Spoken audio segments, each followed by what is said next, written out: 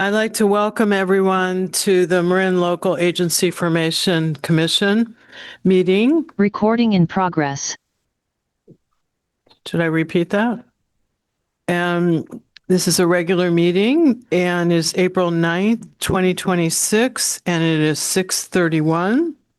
And we are at Marin Wildfire Prevention Authority Meeting Room, Suite 335, Los Gamos Drive, San Rafael. So with that, I've called us to order. Madam Clerk, could you do a roll call, please?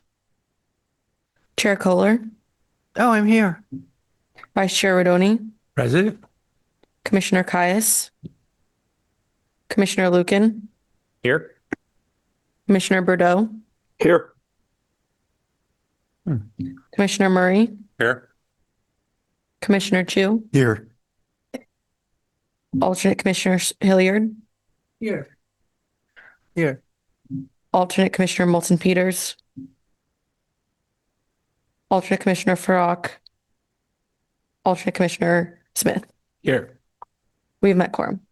Mala, do we need to make a statement Yes, about Commissioner Bordeaux? Yes, Commissioner Bordeaux is participating under Just Cause under the Brown Act because he is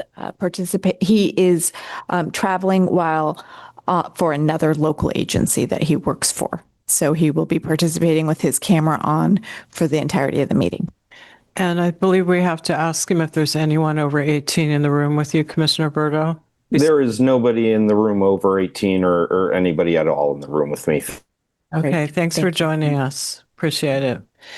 Okay, let's move on to the agenda review. Any requests to remove or rearrange items on the agenda?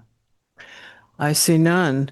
Let's move on to public open time. I see no one in the room. Is there anyone on Zoom, Madam Clerk? There's no one on Zoom wishing to speak. Okay, let's close public open time. Let's move on to the consent calendar. All items calendared as consent are considered ministerial or non-substantive and subject to a single motion approval. The chair or designee will also consider requests from the commission to pull an item for discussion. Would anyone like to pull any of the items for discussion?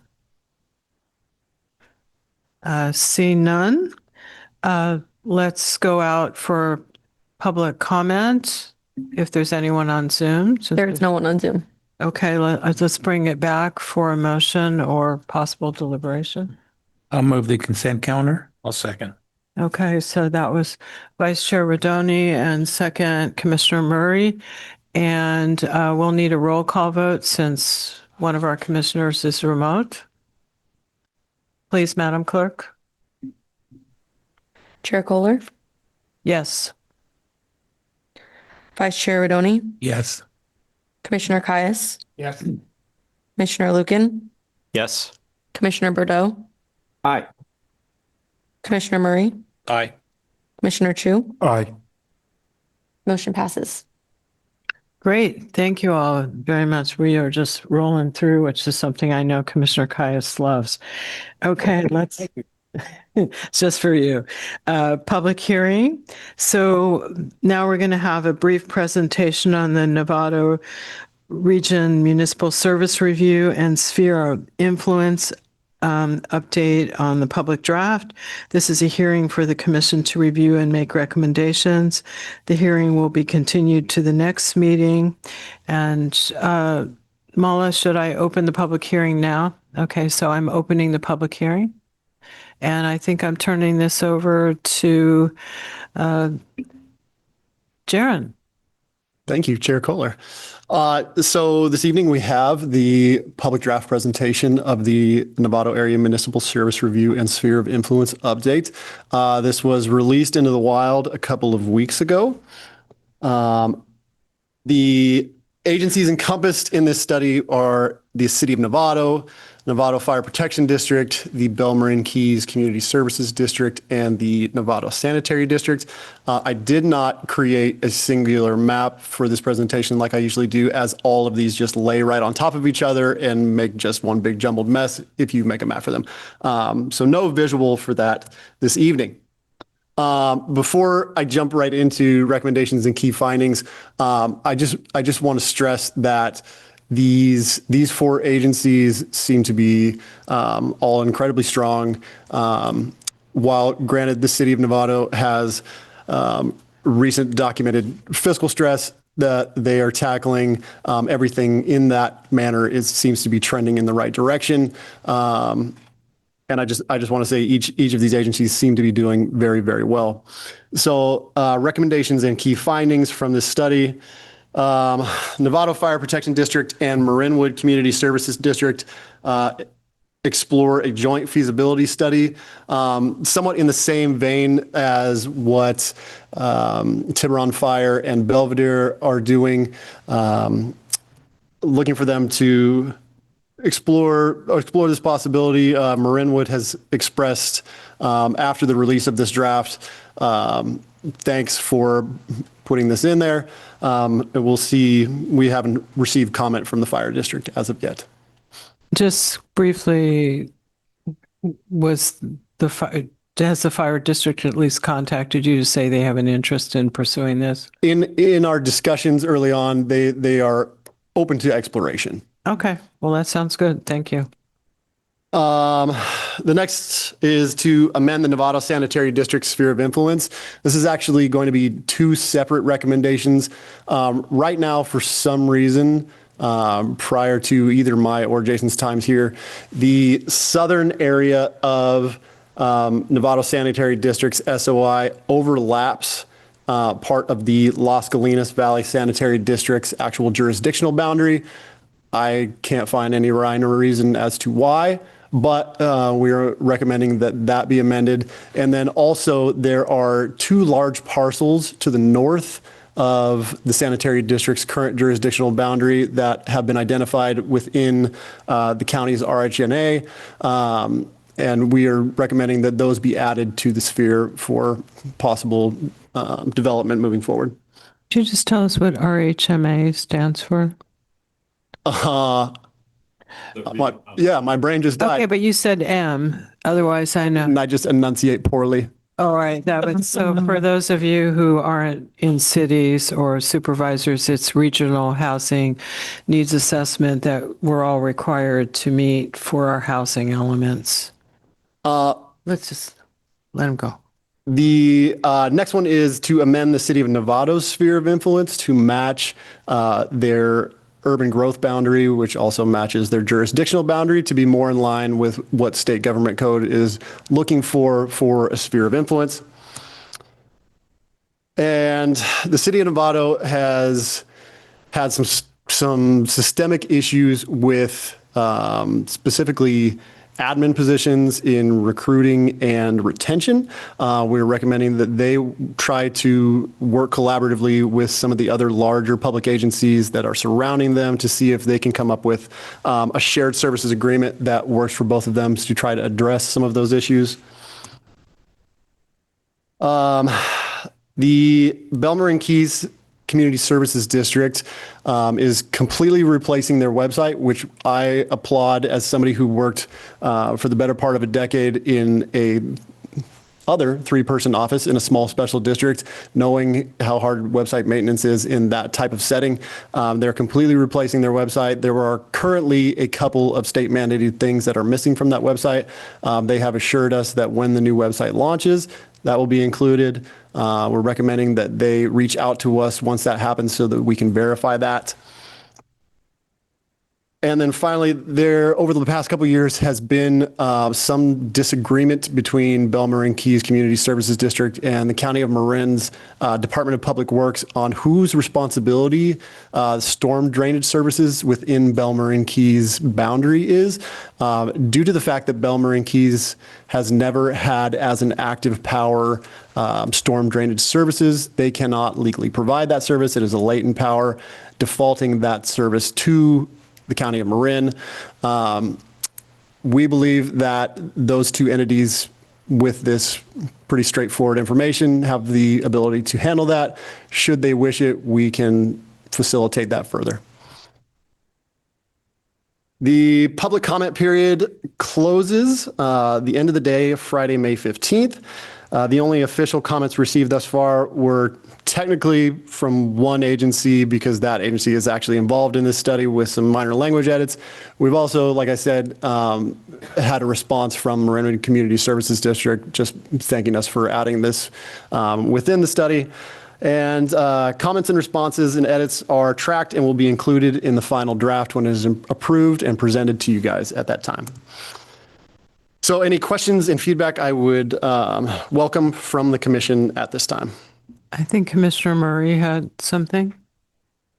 Yeah, sorry, Jaren, just since you brought it up, it's item 2 on key findings. Removing the area of the southern portion overlaps jurisdictional lands of Las Colinas Valley Sanitary District.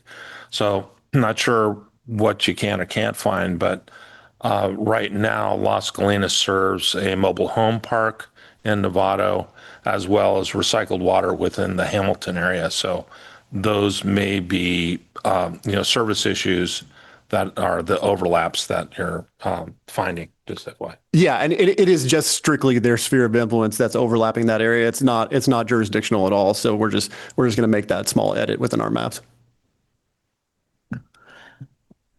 Other commissioners having, oh, I'm sorry, I can't see. Sorry, Commissioner Caius. Jaren, of the 5 or whatever list of items that you wanted to make the changes to, do you have any sense of whether the appropriate entities in those areas are in favor of those changes, or would they be opposed to it in your impression? I haven't gotten any semblance of opposition. I don't want to speak to the position of the Novato Fire Protection District on whether or not their board will be willing to acquiesce to this recommendation. We will see how they feel about that. I can say the other party in that recommendation, Marin Community Services District, is all for exploring this further. I think the data within the study shows that Novato Fire Protection District has the capability to have additional growth within their service provision. So, I mean, we're just kind of in a wait and see of what their response to this will be. Commissioner Lucan, please. Yeah, just a question on, I think it was recommendation number 4, which is to essentially align the sphere of influence with the city limits. There's one area kind of as the city extends out to the Atherton area where I think you pretty much just have a road. Will those areas, I don't know if we can pull up the map, maybe explain exactly what we're going to do in that area. So the goal would be that the sphere of influence would perfectly align with the urban growth boundary. With the urban growth map. Okay. Yes, which is also aligned with the jurisdictional boundary. Gotcha. And that probably has the biggest impact in that little sliver around Atherton. I mean, the other areas are, I'm kind of looking at it. Is it possible? Yeah, to I pull up can. the map? While he's pulling it up, the goal is to keep that portion of Atherton in the sphere of influence because that's in the city limits. So as long as the sections that are will stay in, the sections of Atherton that are outside of the city limits will be removed from the sphere of influence. Gotcha. But I'll give him a second to pull that up on the on a map that we can zoom in on and stuff. Yeah, it kind of connects the area of Yeah. the just like a sliver Yeah, down Olive Avenue. I believe. there's basically an island of the city for those that you'll see in a second that exists, and the way it's connected is by the road itself, which is hard to see unless you zoom in, and I can see Jaren's getting very close to showing it here. No problem. So this outer line that you're seeing is the sphere. The dark area is the jurisdictional boundary currently. Do you have a particular area? Yeah, that area just above your mouse clicker there. Oh, sorry. With a trackpad instead of a mouse, we're kind of. And I know this area is of particular interest because there are some county housing sites in there. There we go. Yes, you could.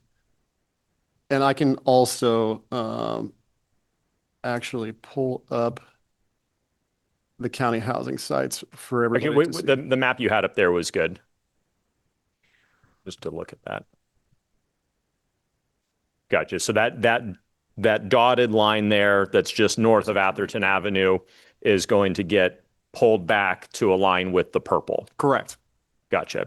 And what impact does that really have, if any, on a site there?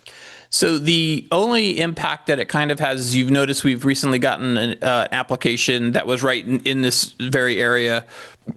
The city has the ability to object to any services extensions of any kind, whether it's the cities, the sanitary districts, fire district, water district, if they want to in that area. By pulling that line back, that takes away some of their ability to object to projects that they're not going to have any participation in, and their urban growth boundary doesn't allow them to participate in.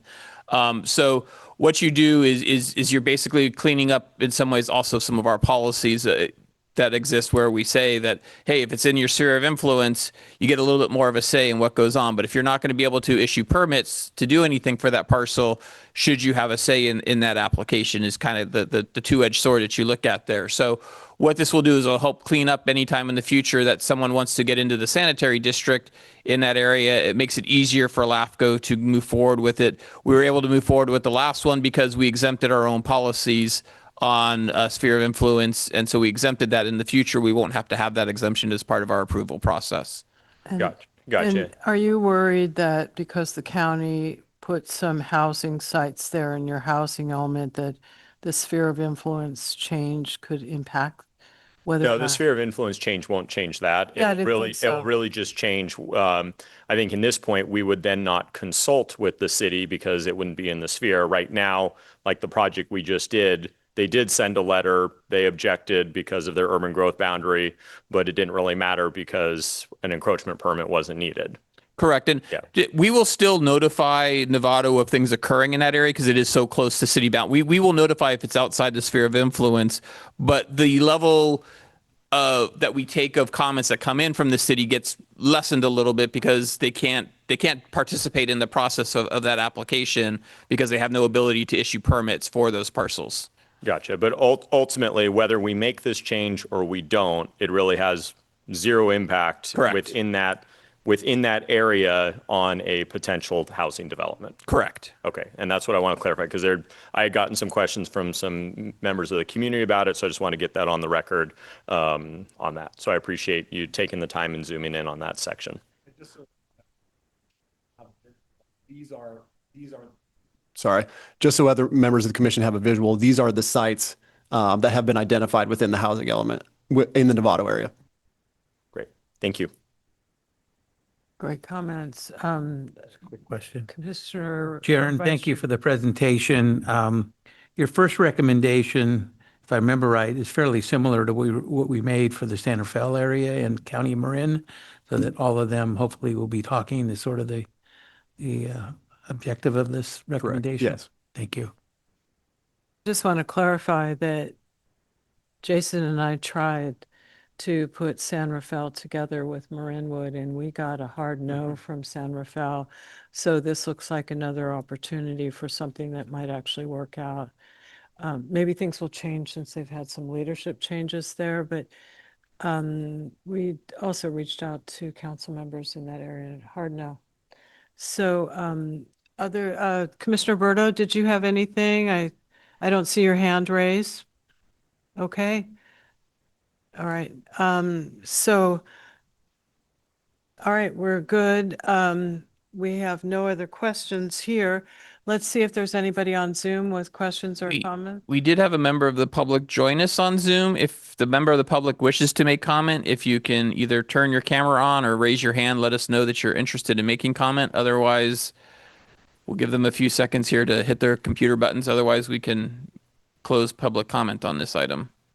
I would say they're not looking to speak, so you can close public comment. I think I'm closing a public hearing. Closing public. Oh, no, we're continuing the public hearing. Yeah. To the June meeting, so not closing the public hearing. And we are moving on to item 5, which is adoption of proposed operating draft budget for fiscal year 26-27. Chair Kohler, do you mind if we just get a motion on that continuance to June 11th? Okay, could I get a motion on that? So moved. You need to put your mic on. It's all being recorded, please. I move to continue the public hearing on the Novato MSR. Great. Second. Okay, is your mic on? Yes. Okay, great. Can we have a roll call vote? Sorry. Chair Kohler, Yes. Vice Chair Rodoni, Yes. Commissioner Caius, Yes. Commissioner Lukin, Yes. Commissioner Bordeaux, Aye. Commissioner Murray, I Commissioner Chu. Aye. The motion passes. Okay, thank you very much. Thanks, Mala, for making sure we did the right thing. Okay, let's move on to adoption of proposed operating draft budget for fiscal year 26-27. And are you taking this way? I want to just mention your mic is so loud, you might want to move a little bit away from it All right. because it's wonderful because we can hear you, All right. but Perfect. we can hear you a little much. Thank right. you. I always like to say if I'm in a room, I don't need a mic, but I use one for the recording purposes. Try riding in a car with him. Thank you, Jaron. That'll be recorded in your review coming up. So I always like to yield to the chair of the committee first, which is Commissioner Rodoni. If you have any comments on the budget, otherwise I will take over the report. Just to thank staff for the revised or the new budget for next year. The budget committee did meet. We did discuss all the items. I think the comments coming out of that recommendation, at least from my perspective, were that many of our agencies will be tightening their budgets over the next several years, and that we should keep that in mind in future budgets, that many of our paying members will be fighting difficult budgets in the future, and we should be mindful of that. So I appreciate staff taking that recommendation. Thank you. All right. So the budget in front of you is similar to what we've done in previous years. We look at what we're paying for stuff this year, looking for which line items can either go up or down. Unfortunately, most of the time it means up because inflation doesn't allow us to move items down too much. This budget is, as I always like to remind folks, is our high watermark. This is the highest it would ever be. Reality is that we leave room in there because we don't know what salaries will look like for next year just yet. We need to do both my review and then I do the review of staff. That generally occurs between the April and June meetings. So what will transpire is once we know better what the salaries actually are for next year, which will come at June, in all likelihood, the salary line item will come down. The pension line item in correspondence will also come down because pension is directly tied to the salary. So those two items generally are the high water mark, and there's room for both a COLA increase and potential merit increases should the commission approve such things. So those exist, and then outside of that, what we have seen is an increase in costs to attend conferences, hotels, and the conference costs themselves have just been going up a lot ever since COVID. Those prices have gone up higher than inflation, and this year we're going to be hitting right up against that cap. So we increased that a little bit. Insurance is just going up as well, so that line item got increased. And then there's some small line item increases for some other stuff that you see in there just based on what the trends are for those individual items. Legal services, we are starting to build up a reserve rather than just having a very high number there, but we're building that up over a few years. So we're decreasing legal services by a little bit, but not all the way down to what we are actually paying in order to help build up that legal reserve over the next, what my goal is within 4 years to either have completely filled that legal reserve or have a small portion left for a fifth year to fill out. So, and we're on track to do that at this point. The negative side of things on this is this year has been an extremely light year for applications. I like to say we normally get 4, 6, 10 applications in a year. This year, up until this week, we had only gotten 2. Earlier this week, we actually got a 3rd application for the year. So we've increased our applications by 50% this year with that one. If more come in, that will be helpful for us. One of the things that we did decide to do as a budget committee was match what last year's carry forward amount was, and we're taking a little bit out of the reserve fund to do so because our application numbers were just so low. It would have been too big of a hit to our member agencies if we just said, hey, you're picking up that full amount. So we're using some of the general fund reserve, a small little piece, to help fill in that gap for the year. My goal, we have a very healthy reserve, so we're not putting ourselves, if this becomes a trend over the next 2 or 3 years, we will need to have a discussion about a fundamental about how we're operating to help bring those numbers in line. But for a 1-year situation, I'm not too concerned about borrowing a few dollars from the general reserve for 1 year and being able to backfill that in future years. There's also something that may be coming in front of us for next year, which I'll get more into on the work plan, but there's going to be some discussion around potential consolidation of our 3 central Marin sewer agencies. And they're willing to help pay LAFCo to help staff that endeavor.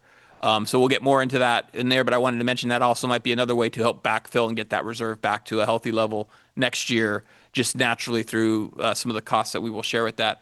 So with that, we have a general budget there. The committee recommended a 3% COLA increase, so the commission should decide if that's what it wants to do. Normally, most public agencies use a union contract, and that's how you determine what your COLA is going to be. We don't have a union. We're all unrepresented employees, so if you're going to do a COLA, this has become the tradition that we do. The commission makes the decision on what its COLA is going to be for next year for its employees, and the committee recommended 3% increase. So with that, I think I've given you the high-level stuff that needs to be dealt with today. Before we open it for questions for the commissioners, I have a question. I know we usually try to align with the county on their COLA. Do we have a sense of what their COLA might be, or is it all subject to negotiations? So I believe the county is in contract, the second year of a contract. It's going to be a 4% COLA, not based on the actual COLA, but based on the agreement. So, but we do normally follow the county's COLA Yeah, quote. so I think that might be, I have one more thing and then we'll open it up. I do feel like that's something we ought to potentially change to go with the 4% rather than the 3%, because we do try to align. The other question I have, when you mentioned taking a bit out of reserves, what is our current reserve policy? What's the percentage of our general fund? And then how does this small hit affect that percentage? Our current policy is we should have 25% of our total expenditures. So this year we are at 100% funding of it. We have 100% of that 25%. I apologize, I don't have the number off the top of my That's head. all right. But we do have that 100% fully funded right now.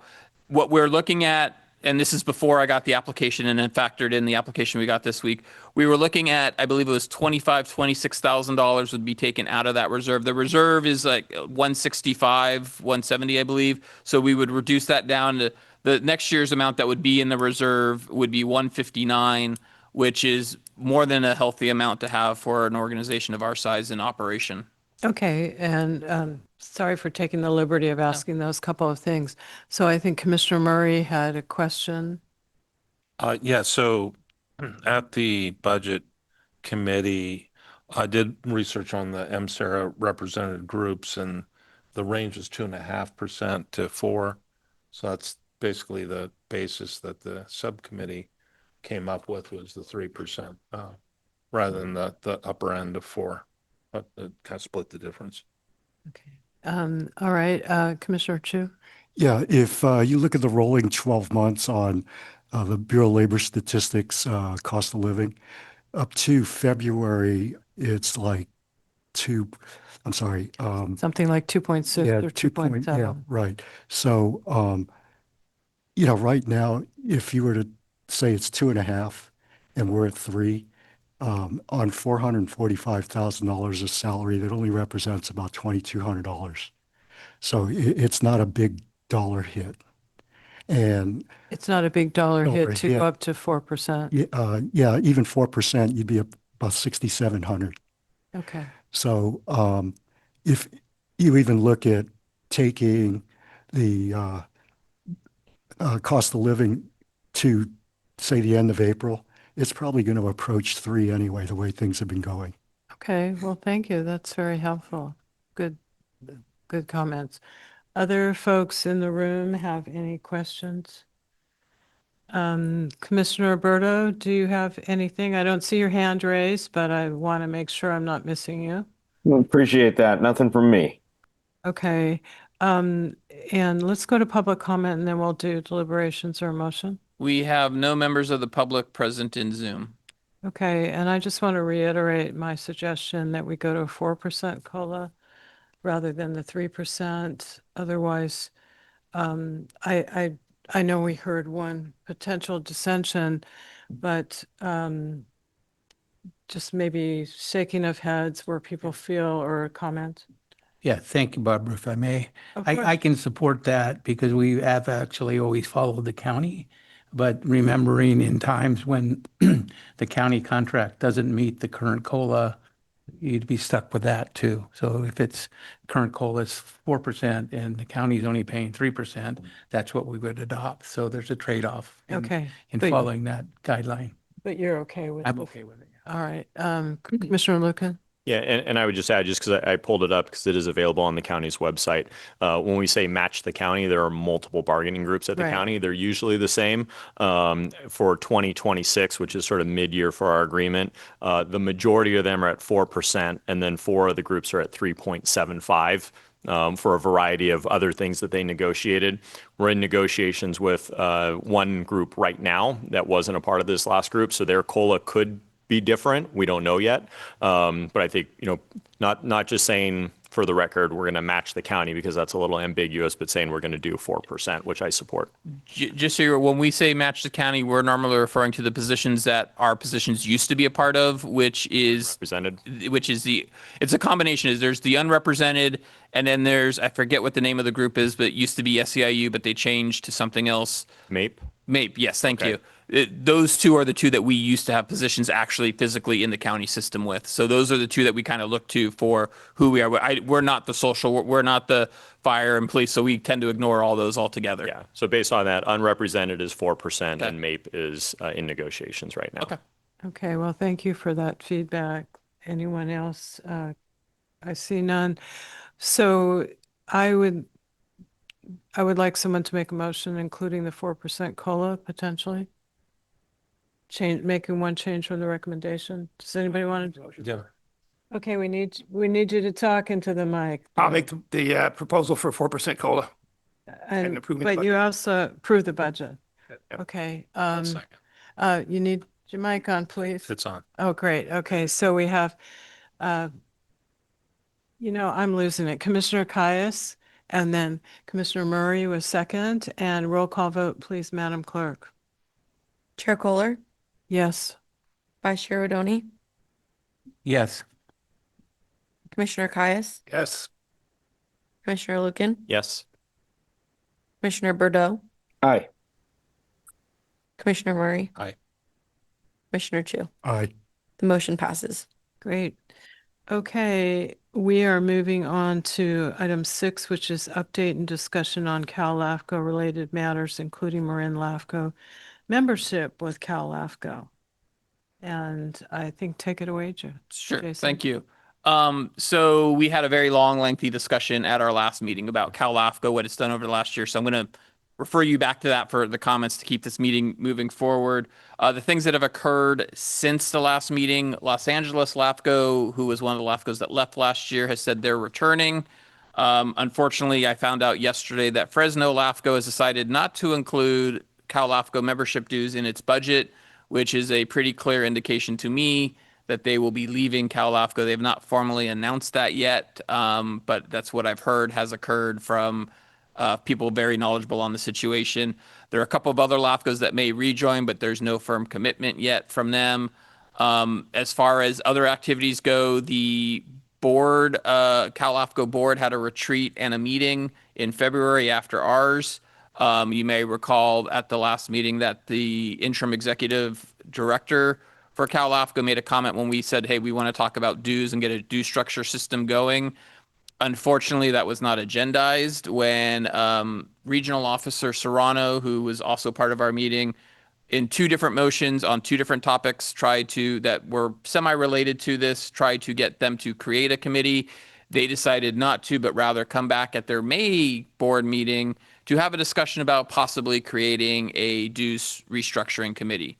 So there is a possibility that that may occur in May. I don't know that and some of the comments that were made at the board meeting on this subject matter were, this is probably a 2 or 3 year topic to work on. And I don't necessarily disagree with them. The last time that dues were discussed, it was a very long, lengthy, multi-year process to get dues done the last time. Personally, I think that there's a very easy solution, which is the same way LAFCOs collect money from cities and special districts. You use that same formula and it slightly modified to fit a LAFCO situation, and you could probably get a very fair due structure at that point. But they're going to take their time to do that if should they decide to do that. There has been nothing new other than we're presenting at the May staff workshop. The restructuring stuff is going to be discussed there in length. There's a whole session just on that subject matter. But that's all the updates since April. I'm happy to answer any questions anyone may have.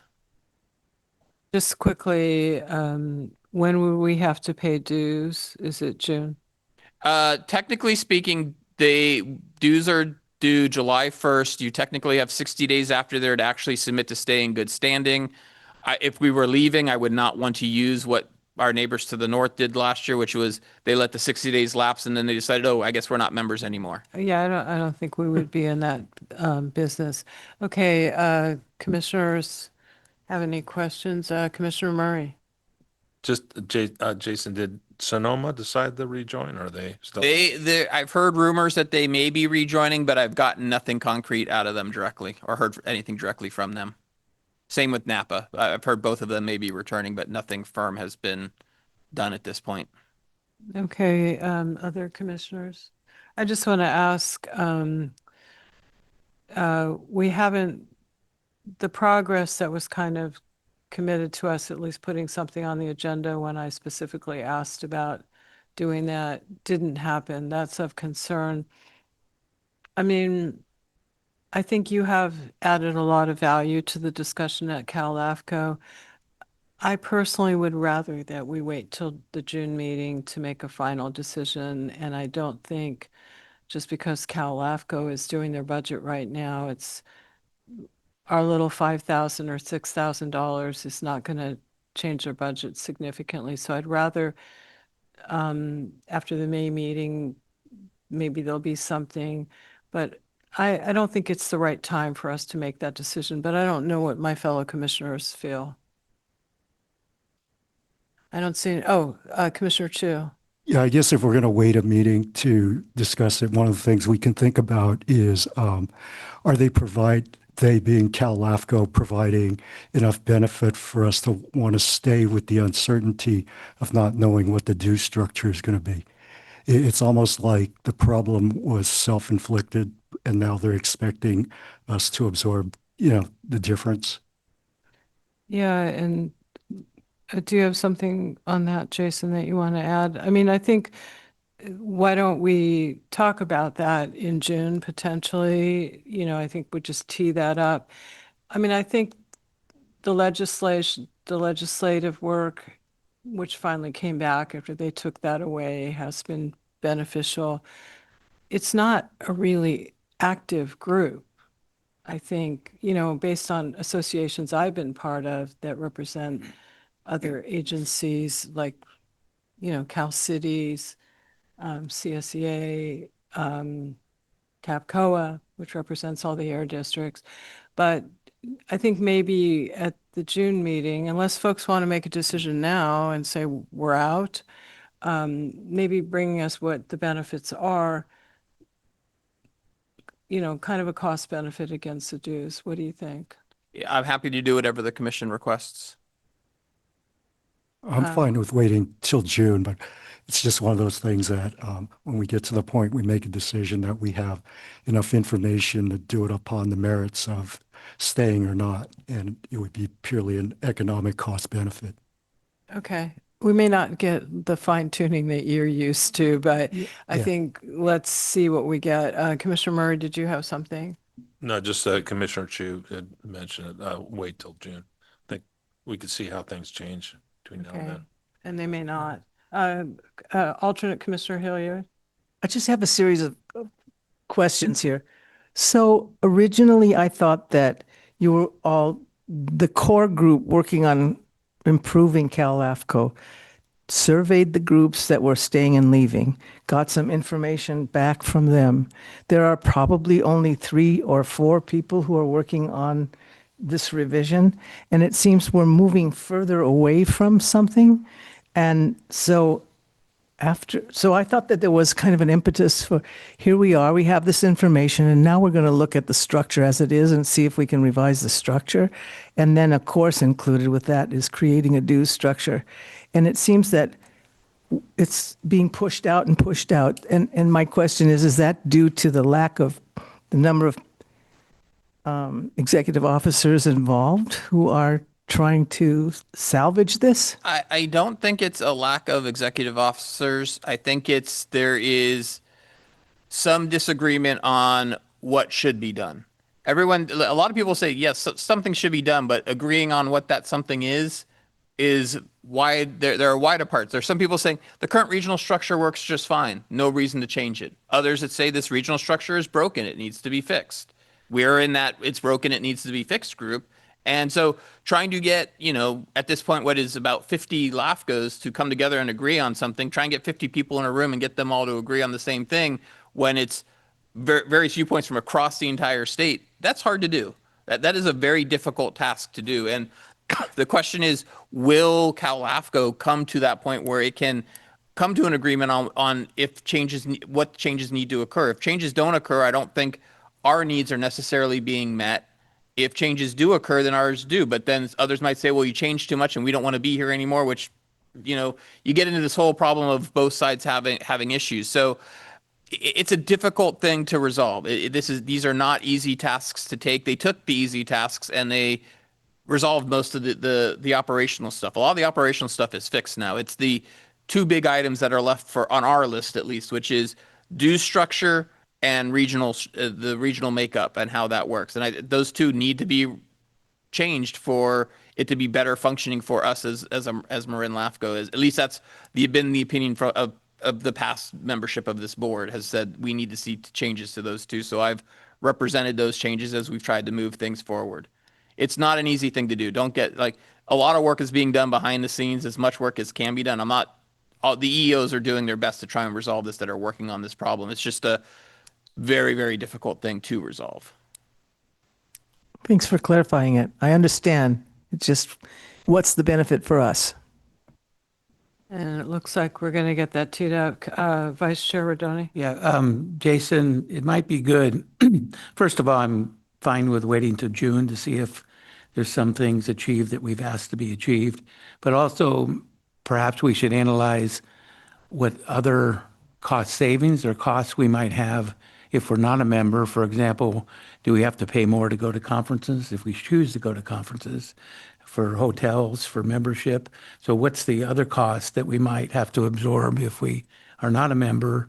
And then maybe a more general question to the commission is, if we're not a member of LAFCO or Cal LAFCO, why do we want to use their conference service anymore? Are we confident that that would even be worthwhile? So I think there's a couple other things in play here as we decide membership, and knowing what the other costs might be if we want to keep participating in LAFCO conferences, that even ones that you do that are part of Cal LAFCO, would that cost us more if we're not a member? The short answer is yes, but I'll come back with an analysis of what that actually means. Good. It might cost us as much. Right. I will say this, at least if they keep the current differential prices, it'll cost us less if we just attend the conferences and don't pay membership. The differential is a few $100s per person. So it really at that point says, are we going to be like Monterey where a bunch of you want to go? Maybe that gets closer to what we pay. But if it's the San Diego conference where only 3 of us attend, clearly membership is going to be more expensive than attending the conference and staff workshops. Does that include a motel too? Motel doesn't matter. That we get the same rate. Okay. Non-members and members all get the same rate at that point. Okay, Commissioner Murray, and then let's wrap this up. So Jason mentioned LA, Los Angeles is back in. One of the other things with the statewide agency is the omnibus bill, and really the high level work that each of our executive officers perform. So in LA, Paul Novak really puts a lot of heart, a lot of work that I've seen in that process. So great team member, good to see LA back, and hopefully he could drive some of the change between now and June. So all the best. Okay, so I don't think we need a motion on this, right? All right. Let's move on to the thank you. Let's move on to the executive officer report. I just want to mention something because I know you're going to go through this like light speed. I was with John Bagala yesterday, who's the president of Marin Professional Firefighters, and he knows I'm part of LAFCo, and he said he wanted me to extend that the fire study was excellent. So I thought that might actually mean something. John is a pretty savvy guy, and he wouldn't have said that just to be nice. So, Yeah, I know John as well, not as well as you, but I know him, and you're correct. He does not make comments that are not to the heart there. I thought that says a lot coming Yep. from him because he knows all those fire agencies. Thank you, Yep. Claire, for all your hard work. Okay, let's go on to the lightning round. All right, so lightning round. So budget update, we continue to be under budget for the year, which is good. Our applications are a little light, as I mentioned earlier. We did have one new application come in this week, so that is good. We currently have that one application that we are just starting the process on. It should be in front of us in June at the June meeting for approval. It is one of the Novato firehouses is currently on septic, and they're going to connect to the local sewer line. It's in the unincorporated part of the Novato area. So everything should be fine on that one. Our work plan, you have the work plan in front of you. We continue to work on things. As I mentioned briefly earlier, and I want to expand on just shortly for a second here, the San Rafael Sanitary District, Sanitary District number 2, which is Corte Madera area, and Ross Valley Sanitary staff have been working together and are taking proposals to their various boards this month to ask if the boards would be interested in doing a joint study of what a consolidation of those 3 agencies plus the Central Marin, the JPA that does all the treatment system, merging all that together. I've been incorporated into some of those meetings. They had some side discussions and were talking to me on the side. I was recently brought in as a kind of a full-time member. Their goal is to have LAFCo take the lead on a Brown Act group that would be made up of membership from those 3 agencies. I've told them if we do this and agree to it, and I want to get confirmation here today, kind of in a nod of heads, that we would want to get paid for doing those services. That's not the Southern Marin Mill Valley stuff that we did where we acted as a consultant and helped them. This would be doing a lot of actual work. So, and all 3 of the staffs agreed, that they understand that there would be a payment system. So should those 3 boards do that, I will work with them to create a payment, an agreement to do. I'm going to steal what we did for Tiburon Fire and Belvedere, which was a MALA contract, and try and change it up so it covers this stuff. So it will be a Wells thing, and if to the degree we can get that done, I will bring that to you at our June meeting for approvals. So just want to give you that. That's a big item, which I'm very excited about, and hope that the 3 agencies will agree to move forward on that. Yeah. Did you have Before a you question? go on, I think we have a comment. I just wanted to comment on that. Thank you, Jason, for taking that up. I do think it's going to take a third-party independent like LAFCO to bring those 3 groups together. One of the benefits for LAFCO is that this will hopefully settle the dispute over San Quentin Village and the prison about who does their service and how it's done if they get this consolidation taken care of. So I think there's a couple goals in this study happening and going well for us, and I thank you for taking it on. Yeah, I also think it really would set things right if they do so because it's kind of different having collections separate from treatment. So it would be a really nice mix. Yep. Sure. All right, go ahead. Right. I'm sorry, Commissioner Murray. Thank you, Jaren. This is something I think I'm sorry, EO Jason, thank you. One of the things I wanted to ask is the JPA, which is the CMSA, I mean, it might be nice to see consolidation and elimination of a JPA. And would they be moving to one consolidated special district? Is that kind of form of government they initially looking at?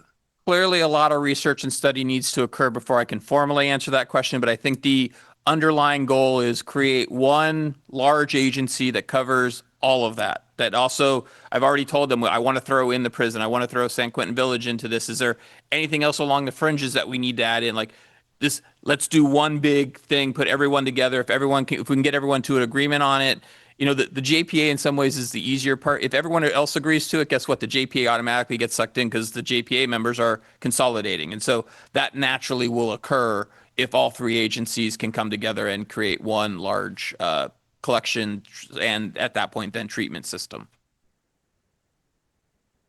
All right. Okay, keep going. All right. So then the last item on the list is something that I actually want to get it was a request from the budget committee.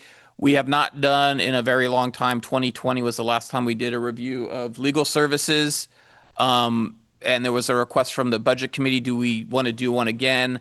The one caveat one thing I will just put in there, I was here for the 2021. I know many of the commissioners at the time, most of you were not here, but those of you that were might remember many of the commissioners don't work enough with our legal counsel to be able to do a review. So is it worth it or not to do a review if most of you are going to answer the question, I don't work with them enough to actually do a review. So that's the only thing I would put into the caveat. If you want to do it, the review of legal services is 100% under the authority of the commission. I work very well with Mala. When I need to do my reviews, we're having chats all the time. So it's like I don't need to personally have a review. The last time there were some issues that needed to be worked out, and that review helped show that. And I had some of those issues. I brought them up to the commission, and we worked through those issues. I believe it was Sashi and Damon were the two that had sat with me and Mala at the time, and we worked through all those things. I don't have anything on my list right now, so Be shutting the door, okay. and we probably shouldn't be recording this. Session. Oh, it's not closed This session. is not closed session here. But- You didn't have to leave. You can- She already told me she would leave. Okay. Yeah, that was her choice to make. I don't think that necessarily the budget committee, and correct me if I'm wrong, Steve and fellow members. I think we were trying to be fiscally prudent, saying we haven't reviewed this contract from RFP point of view to look for other alternatives to see if we're getting the right costs in terms of what our legal costs are. I think we all at every meeting have a chance to review Mala and her work. And I don't think I have any issues with it either, but I think it just whether we want to be fiscally prudent and go out for a bid in terms of legal services. It is 5% of our budget, not insignificant. So, that's the question for me tonight. Less so in review, because I agree with Jason that we have not very much contact with her except at meetings, and we all can review her performance at meetings. And I think her performance is satisfactory. So. I think I would just ask one question. What is her hourly rate? Her hourly rate is currently, if I remember correctly, $3.24 an hour. I actually did do a survey since the budget committee of other LAFCos. We are on the lower side of what we pay for outside legal services. County councils can be a little bit cheaper, but as far as other outside legal firms, we are getting a very good deal. Like I said, and the ones that have a better deal than us tend to have contracts that are older than ours. And that's one of the things I noticed, like, they may increase if we go out to bid, they have the right then to increase their rates. And I would be concerned that they would increase their rates to be more on par with what current legal counsels are charging.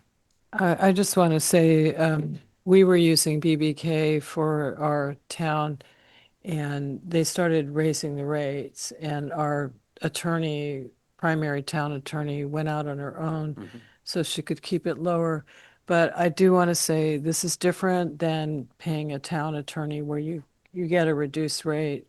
Typically, this is not bad. And I will also say one of the things we've done is we don't have Mala come to our meetings in person, except for something like this where we're going to have a closed session. So we used to have Mala come every meeting, and then we had a discussion at the commission about we don't actually need that. And so most times she's on Zoom, which does save us money. I mean, I don't think it's worth it, frankly, to go through this exercise. I mean, I do feel that we're getting good services. Not every attorney knows LAFCo. It's a different world. It's a totally different world than municipal attorneys. And so I think if it's not broke, don't fix it, in my opinion. That's my opinion. I don't know what others feel, but it just seems like we'd be doing an exercise, and all we would do is look at other attorneys that are well-versed in LAFCO, because I would not want to go out and start looking at municipal attorneys. They don't have the expertise. It's different. So what do others feel? Okay, Commissioner Murray, and then we'll go to you. So, yeah, at the subcommittee meeting, Chair Rodoni did summarize, well, there was some discussion about using county council. Some LAFCOs use county council. We didn't feel that that would really be appropriate. And then I actually brought up the issue because I've been on LAFCO quite a while. And there's a point in time where, as part of our duties, is to review those services. As our REO indicated, some put out RFPs. We're not at that point. Tonight's purpose really is, do we need to have an analysis of legal services? Nothing against Mala, and I think she's also doing a great job. And then in terms of the budget, there's a set amount, and she's come in, the items she does charge, perhaps because the way we have it structured is about a third of what our budget is. So I think in terms of budget and service, it's well, but I appreciate this being agendized tonight and us talking about that, and that is part of our board duties. Uh, Forgive me, since I assign people to committees, I have no idea who the other person on the, but let's, oh, Larry, let's let Roger speak first. You're not on, I was pointing to Steve oh, up who? on the screen. Oh, Steve Berto. Okay, before we have you speak, I know alternate Commissioner Smith wanted to speak. Well, I'm a consumer of legal services in my business, in my daily life, and I will tell you I haven't seen $325 an hour in a really long time. For senior, not top of the firm, but senior members of a firm, $600 is getting to be the regular rate. And to have somebody with the specialized expertise in LAFCO and at that rate, and if we're not unhappy with anything Mala's been doing, and it doesn't sound like we are, I can't imagine it'd be a productive use of time to go out searching for other bids or other proposals. Thank you. I think that's helpful. Commissioner Berto, did you want to speak? I mean, I think Dennis and Craig summed it up pretty well. I just want to reiterate, this is, my just kind of where I came from on it was, just by way of good governance and transparency, always good to just, put it out there and, just for lack of a better term, for the public perception issue that, I think particularly in government, there's this idea that people get entrenched and there's never an opportunity. And I just think from a transparency perspective, it's something that's a good process to do. I don't envision us moving on from Mala. I agree with what Roger said. The rates are great.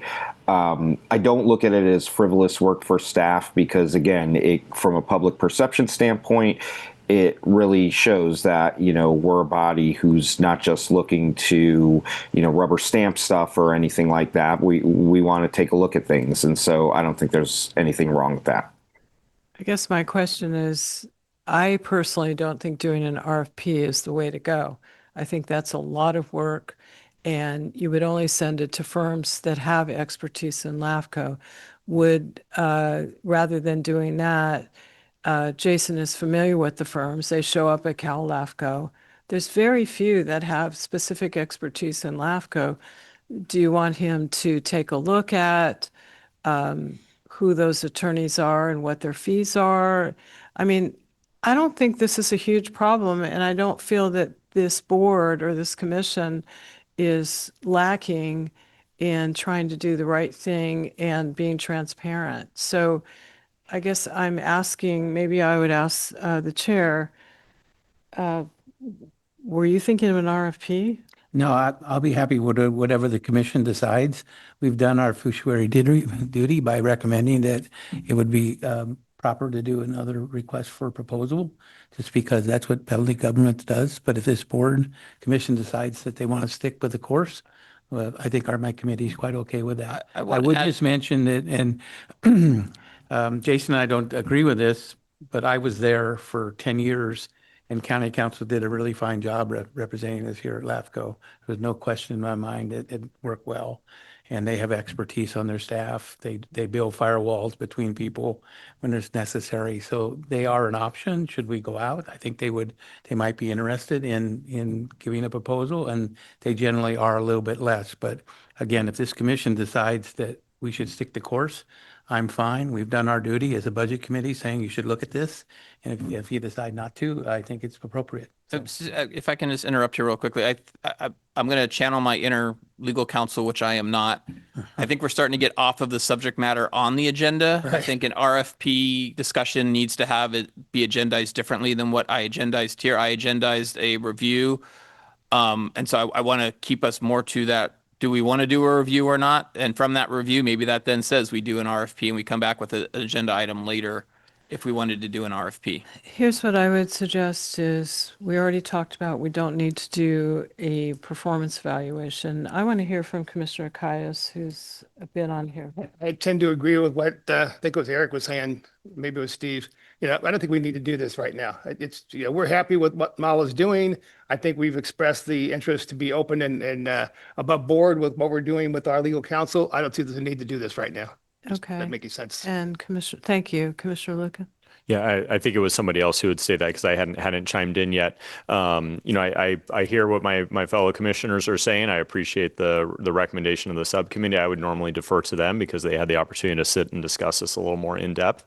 I'm still, I think, one of the newer LAFCo commissioners, so I do generally agree that if we have not gone out and done this in some time, if we don't do it now, we probably should do it soon at one point or the other.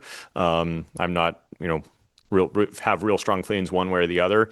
If we do go out this time or at a future time, in addition to just seeing other options out there, it's always a good idea to kind of relook at, how and when we utilize that individual for legal services. As Chair Kohler mentioned, a change that was made to have it be remote on some days. There also could be meetings where we don't necessarily have to have legal counsel here. We sit on many different boards, Marin Transit, Transportation Authority, Marin First Five Commission, all of those. We don't have legal counsel present at all of those meetings. It really depends on the agenda and whether or not it's warranted or needed. But some of things like that could also be looked at if there's potential cost savings here and there, or you put the matters on the agenda that need that legal counsel right at the top. So once you get through those, that person could then leave or sign off. So there's other ways to also address it.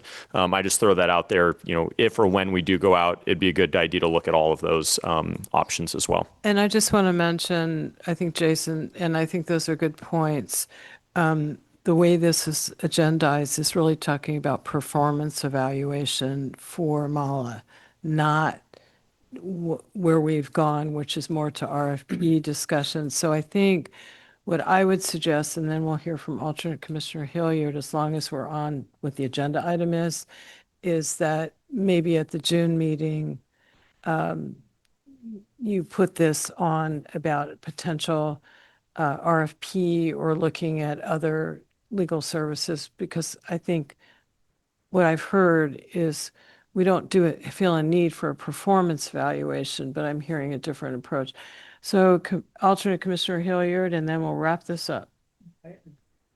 I agree with you, Chair Kohler, that putting it on the next agenda as an agendized item. I have a question. How long has Mala been in that position? Longer than I've been here. So I'd have to look to one of the commissioners who's older than me on this commission. I think how long have you been here? About 10 years? No, I've been here like 6.5, 7 years. Okay. All right. So probably longer. We know that. Do you know? I'm not sure when she came during Keene's time. Yeah, I think that it may have occurred during the transition when you left the board, when you were a district representative before you became a supervisor. I think it might have been in that window. 2016. Okay. So it's been about 10 years then. Okay. All right. Well, let's, so you got kind of an answer. Let's agendize it under executive officer stuff and talk to Mala briefly just about, we're not interested in a performance, or I can talk to her about no need for a performance evaluation, but we may want to look at other opportunities like an RP. And somebody should go get her. I don't know where she is. All right. We will need her for the next item. Yes, we will. That is all I have for my executive officer's report then. And I apologize that we went beyond the agenda, but we did talk about both items at the subcommittee meeting. So that's the reason why I Okay. brought it up. It just got, the agenda got a little tighter than Well, probably. to be fair, in all honesty, Supervisor, I emailed you about this subject matter and said I wasn't going to put the RFP on, and you told me you were okay with that. So that's why I didn't put that on, because we did have a side discussion about why I wasn't going to put it on. Okay, when I saw the agenda, I had no idea about this, so. No, I know, I understand that. No. All right, well, we're gonna, before, let's just ask if there's any commissioner announcements and requests. Okay, seeing none. And I think something that's not on the agenda, we need to be careful about this in the future. We need to take public comment on the closed session before we start it. So it's not on the agenda, but I'm going to see, is there any public comment on Zoom since nobody else is here for the closed session? There are no members of the public present. Okay, all right. Well, we would like you to stay for the first few minutes, and we will need our Damien, Jaren, and Claire to take a break. Just want to reconvene after closed session. I just want to say there was no reportable action. And we are ready to adjourn to the next meeting, which is June 11th, 2026, 6:30 p.m. And I also want to mention one of the key items on there is who will be the next chair and vice chair. So stay tuned. Thank you all for your patience. Let's see what time it is. 8:23, not too bad.